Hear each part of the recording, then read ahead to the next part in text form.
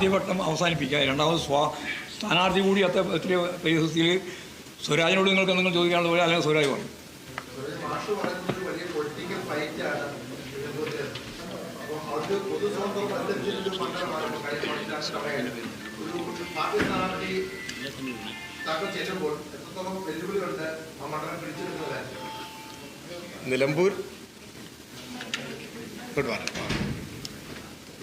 നിലമ്പൂരിനെ സംബന്ധിച്ചിടത്തോളം നിലമ്പൂരിൻ്റെ ഒരു തെരഞ്ഞെടുപ്പ് ചരിത്രം പരിശോധിച്ചാൽ അറിയാം, പലതവണ ഇടതുപക്ഷ ജനാധിപത്യ മുന്നണി അവിടെ വിജയിച്ചിട്ടുള്ള മണ്ഡലമാണ്.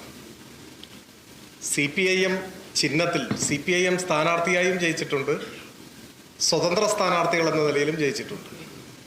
ഈ രണ്ടനുഭവവും നിലമ്പൂരിനുണ്ട്. ഇപ്പോഴത്തെ സാഹചര്യത്തിൽ സംസ്ഥാനത്താകെ കക്ഷി രാഷ്ട്രീയത്തിന് അതീതമായി ഒരഭിപ്രായം ശക്തിപ്പെട്ടു വരുന്നുണ്ട്. ആ അഭിപ്രായം ഉയർത്തുന്നവർ ഇടതുപക്ഷക്കാർ മാത്രമല്ല. ചില കാരണങ്ങളാൽ ഇടതുപക്ഷത്തെ ചില സന്ദർഭങ്ങളിൽ വിമർശിക്കുകയും പരിഭവം പ്രകടിപ്പിക്കുകയൊക്കെ ചെയ്യുന്നവർ പോലും ഉണ്ട്.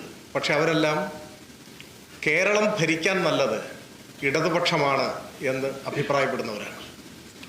അതിന് കാരണം കഴിഞ്ഞ 9 വർഷമായി കേരളത്തിൽ ഇടതുപക്ഷ ജനാധിപത്യ മുന്നണിയുടെ നേതൃത്വത്തിൽ ഗവൺമെൻറ് നടപ്പാക്കിയിട്ടുള്ള വൻതോതിലുള്ള വികസന പ്രവർത്തനങ്ങൾ, ക്ഷേമ പ്രവർത്തനങ്ങൾ, ഒരു നവകേരളം സൃഷ്ടിക്കുകയാണ്.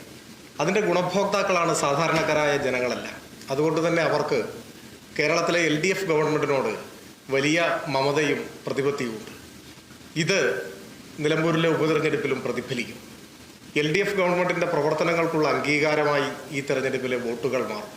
ഒപ്പം ഉറച്ച മതനിരപേക്ഷ നിലപാട് ഉയർത്തിപ്പിടിച്ചുകൊണ്ട് രാജ്യത്തെ വർഗീയ ധ്രുവീകരണത്തിന് ശ്രമിക്കുന്ന ശക്തികൾക്കെതിരെ CPIM-ഉം ഇടതുപക്ഷ ജനാധിപത്യ മുന്നണിയും സ്വീകരിക്കുന്ന ഉറച്ച നിലപാട് എല്ലാ മതനിരപേക്ഷവാദികളെയും പ്രതീക്ഷ നൽകുന്ന നിലപാടാണ്.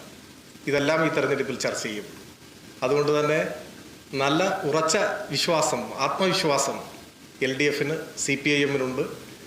ഈ തിരഞ്ഞെടുപ്പ് കേരളത്തിലെ LDF ഗവൺമെൻറ്റിൻ്റെ തുടർഭരണത്തിനുള്ള ഒരു നാന്ദിയായി മാറും എന്ന കാര്യത്തിൽ ഞങ്ങൾക്ക് യാതൊരു സംശയവുമില്ല.